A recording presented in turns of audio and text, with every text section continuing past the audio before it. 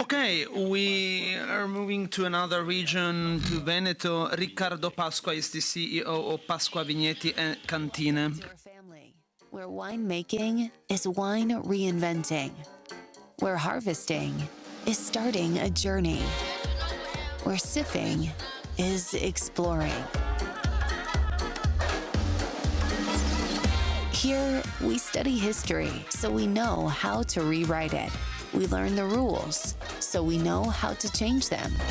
We walk the beaten path so we know where to turn off. And when they say no, we say, why not? When they say it's unusual, we say, that's the point. When they say, nobody does this, we say, good. We'll be the first. Welcome to our family. Our doors are open, and our bottles are too. Welcome to the House of the Unconventional. Complimenti, ben arrivato. Well done, congratulations and welcome here. Thank you, David. Well, I'd like to start with this video. I know that communication is one of your key pillars, which is quite important, very important for your strategy, right? Would you like to talk about that? Yes, of course. Thank you very much for inviting me, for having me here today. I'm really glad to be here in front of so many important people. Well, let's start with the video. Well, the video at the end has this tagline, this statement, House of the Unconventional. Why? House of the Unconventional. This is something that embodies our DNA, what our company has become recently. It also explains with one single sentence which wines are particularly successful for our family, and all the wines that have changed the destiny of our family in the last 7 years, when this generational shift was carried out. So all these wines, for one reason or another, are unconventional for the winemaking process, for the way in which they are brought onto the market, but also for the way in which they are communicated, but also for the solidarity of the project. Everything starts with these vineyards in the Verona area. They are just excellent, and they allowed us to achieve very high quality standards in our company, unprecedented standards. And this is the reason why we are so bold in the winemaking world, and this also allowed us to grow a lot over the years. And this has also inspired a new communication with a new editorial, bold plan, something new that was quite far away from the wine world. And well, all the codes and the language is inspired by the luxury world, and the idea is to attract younger people. And the idea is also that we want to gain an important share and group of millennial people in order for them to get closer to wine rather than to other drinks, alcohol drinks that are very far away from the our top products, from the creativity that we have behind wine. Well, let's take a step back. In 2014, you talked about this kind of generational shift, right? It was not just about communication, I guess. Could you tell us something more about that? Yes. Well, I'd like to follow the chronological order. Well, the first pillar, the first important pillar, the first hint or idea that also brought to today's strategy was internationalization. Well, we can export without being international, for example. We were going through a very difficult moment in 2009, and we decided to open a subsidiary in the US. After Lehman Brothers, there was a lot of uncertainty, but we also tried to put ourselves to a test, and we also wanted to better explore the market. We wanted to attract new talents, first-level talents, high-ranking talents. And thanks to this mission, we could also generate a lot of growth, thanks to which the US became our first market, 1/3 of our turnover, actually. We are talking about 70 billion euros, right? Yes, less than 70. I think it's like 63. It was in 2022. But anyway, I was saying that this growth will be possible thanks to products that are premium products, and this was also important for the generational plan and generational shift. This is the case of brothers that are not going on well with each other, and we also convinced of the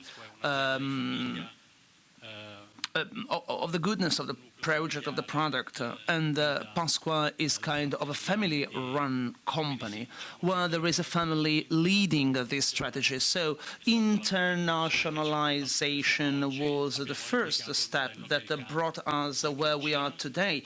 We also applied the American model, and we have two companies. China is very different from the US, but we have this kind of luxury of being a family-run company. And you can see Australia, and Australia is not there at the moment. And we also see Made in Italy, in China, which is already a brand in many sectors. So today, for the time being, China is still small, right? Yes, China is still small, but there is very interesting margin. It is very, very cutting edge, advanced on some channels, for example, online, 20% online, so more or less double as the UK market, actually.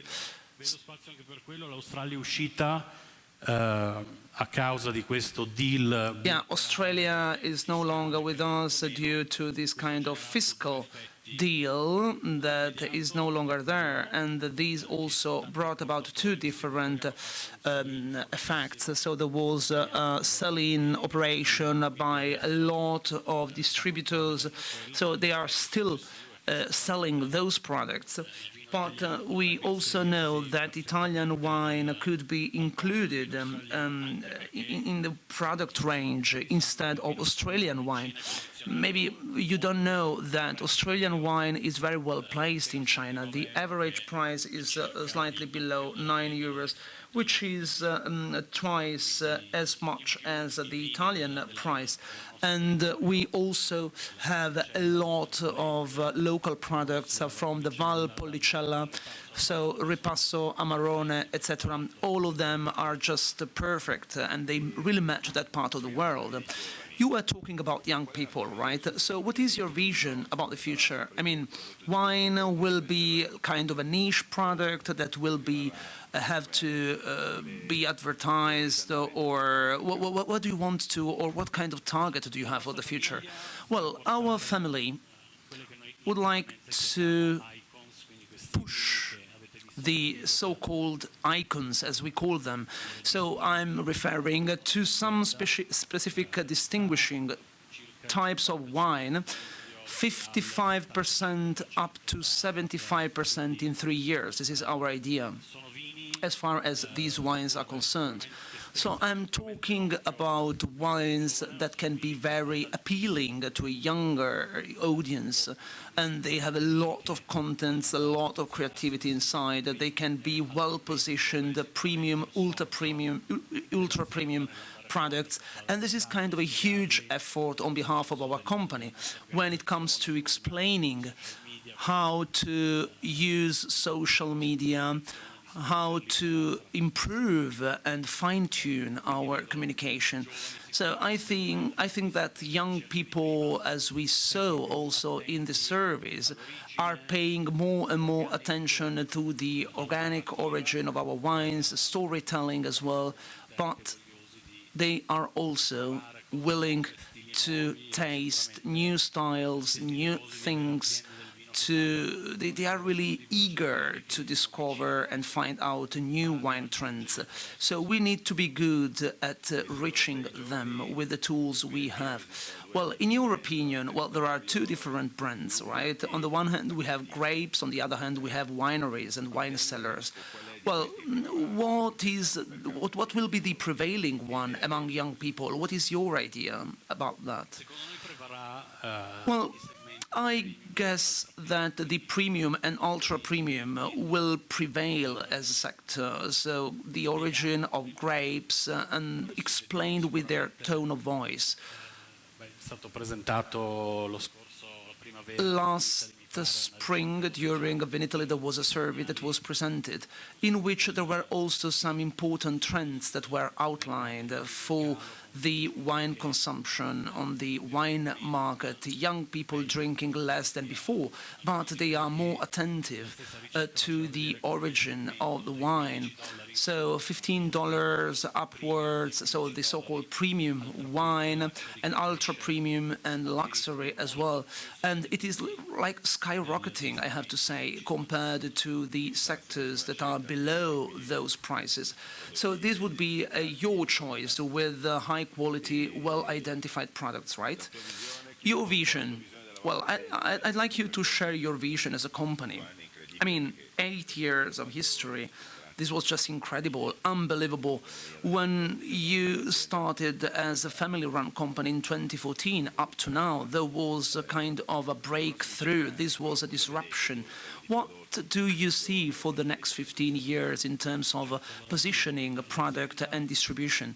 Well, starting with the generational shift, the turnover was doubled, less 30% of bottles less than before. But in 5 years, we see the top of the pyramid of our portfolio will be represented by most of our turnover. My communication vision is being even more disruptive, even more experimental, even bolder than before, trying to be always a step ahead in order to attract a broader and broader audience that will be our targeting consumers in the next 20, 30 years. We are at the stock exchange. Do you have any ideas how to list your company in order to speed up the growth, in order to collect more resources, etc.? Or maybe you think that you could follow a more organic growth path based on your resources and research? Yeah, I think an organic pathway is the best one. We are an independent company. Well, this is not something which is on our agenda. We don't want to list our company. Well, but we want to buy new vineyards in order to reinforce our winery as well, and also our stables. And in the last 8-9 years, we started new projects, 8-9 new projects. So the universe of wine is different from the fashion world. Time is longer. Times are longer. This is more time consuming, and we have to make sure that this project will be successful. We need to we want them to be part of our network, of our world and global network before carrying out extraordinary operations. 90% of exports. I don't even want to ask you where do you want, well, you are headed, so to say. Well, no, 90%. Well, 7 years ago it was slightly more than 50%. I think this was a huge driving force, but We do think that we need to be powerful and strong on the domestic, on the local market. We will keep up investing in talents, communication, but also new vineyards in order to strengthen our position on the Italian market, since this is our starting point, right? Okay, thank you. Thank you very much, Riccardo, and well done once again. Well done.